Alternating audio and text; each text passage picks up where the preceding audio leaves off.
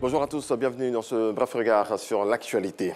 Les chrétiens catholiques ont célébré la Toussaint. Les fidèles ont assisté à une messe spéciale pour célébrer la sainteté de Dieu et reconnaître ces êtres humains qui se sont mis au service de l'humanité avant leur disparition. Comme le nom l'indique, la Toussaint est la fête de tous les saints.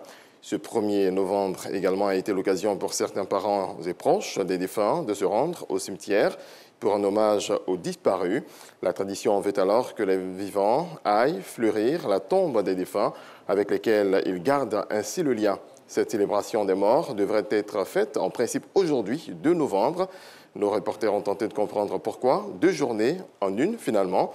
Reportage à suivre dans nos prochaines éditions. Autre volet de l'actualité, le président de la République, Alassane Ouattara, a échangé avec le ministre des Affaires étrangères du Tchad, Mahamat Saleh Anadif.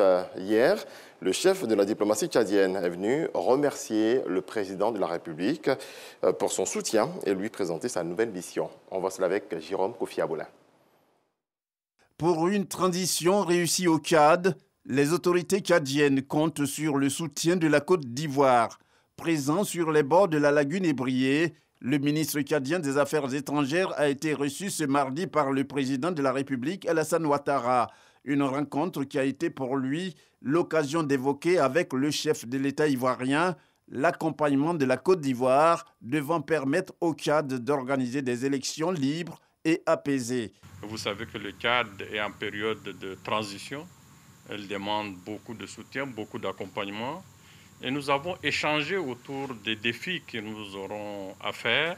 Le président Ouattara m'a promis, comme toujours, son accompagnement, l'accompagnement de la Côte d'Ivoire pour que cette transition au Tchad puisse réussir et que nous ayons vers des élections apaisées et qu'un pouvoir civil s'installera au Tchad. Le ministre tchadien des Affaires étrangères a été pendant 7 ans représentant du secrétaire général des Nations Unies au Mali et pendant 2 ans comme représentant des pays de la CEDEAO et du Sahel.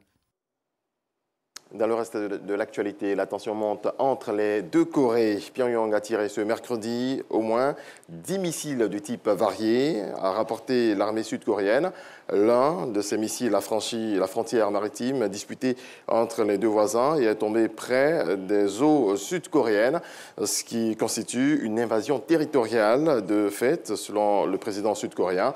Peu après, Séoul a répliqué en tirant 3 missiles air-sol. Et puis le nouveau patron de Twitter, Elon Musk, a annoncé mardi que pour faire certifier leur compte comme authentique, les utilisateurs du réseau social devront débourser 8 $, soit 5 200 francs CFA par mois. Cet abonnement leur donnera d'autres avantages. Leurs tweets apparaîtront en priorité. Ils pourront poster des vidéos et messages audio plus longs et seront exposés à 2 fois moins de publicité. Merci à vous tous de votre attention. On se retrouve à 7 h.